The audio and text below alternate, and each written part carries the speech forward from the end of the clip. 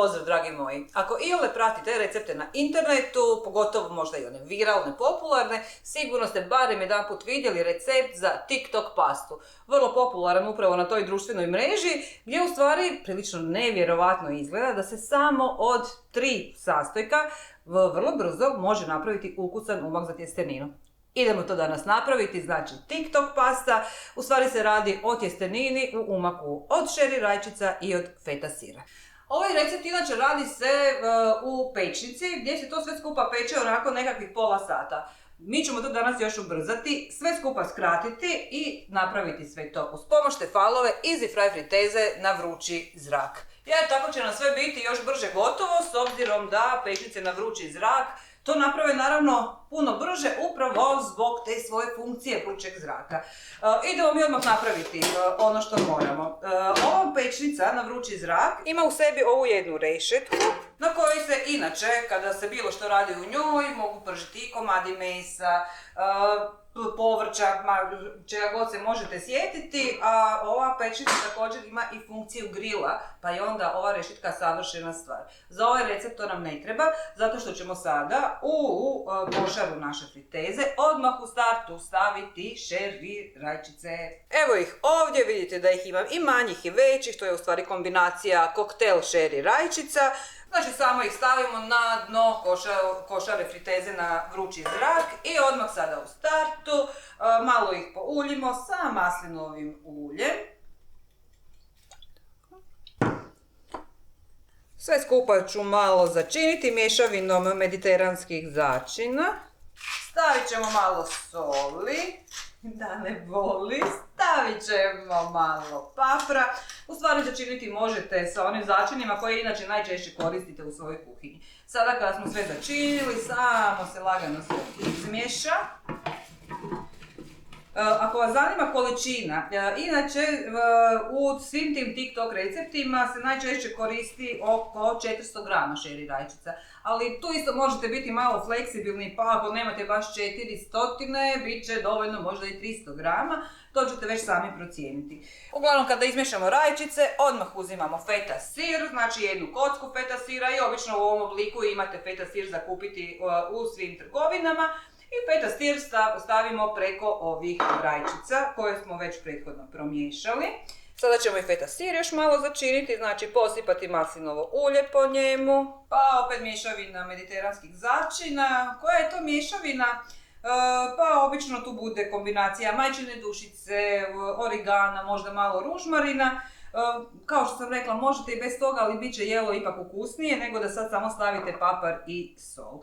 Radimo jelo sa rajčicama, a rajčice nepogrešivo dobro idu uz svježi bosiljak, pa ćemo malo i natrgati svježeg bosiljka unutra. Možete ga i nasjeckati, ali evo, nema potrebe, vrlo lako se može ovako i prstima samo staviti unutra. I to je to. Možemo početi pripremati, peći, kuhati kako god hoćete naš umak. Vraćamo fritezu, odnosno košaru fritezu unutra. Znači peći ćemo na funkciji air fry na 200 stupnjeva, to nam je već dalo po defaultu. I što se vremena tiče, smanjit ćemo vrijeme na 15 minuta. To je to, jednostavno kliknemo da krene i 15 minuta smo mirni. Za tih 15 minuta, koliko treba da se naš umak od rajčice i feta sira napravi, moramo skuhati tjesteninu. Vrsta tjestenine ovisi o tome šta najviše volite, meni ovakva jela nekako najlogičnije je paše, evo vidite ovakva tjestenina, to su linguini, znači jako tanki rezanci. Moramo sad samo skuhati tjesteninu, tamo nam dovoljno vremena za to prije će se tjestenina skuhati ako nam je voda za kuhanje tjestenine već prethodno zagrijana, što meni jeste, jer imam tefalovo kuhalo za vodu koje kada zagrije na određenu temperaturu, a ovdje konkretno na 100 stupnjeva, tu temperaturu može i zadržati onoliko dugo koliko vam treba. Znači voda nam je zakuhala, možemo skuhati tjesteninu.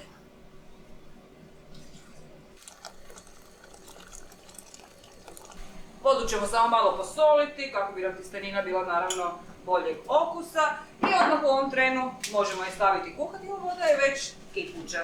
Linguine ćemo kuhati ovako dugačke kakvi jesu.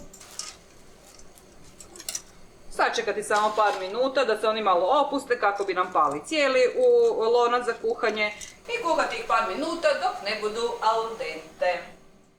I da vidimo što nam je friteza odradila nakon 15 minuta na 200 stupnjeva.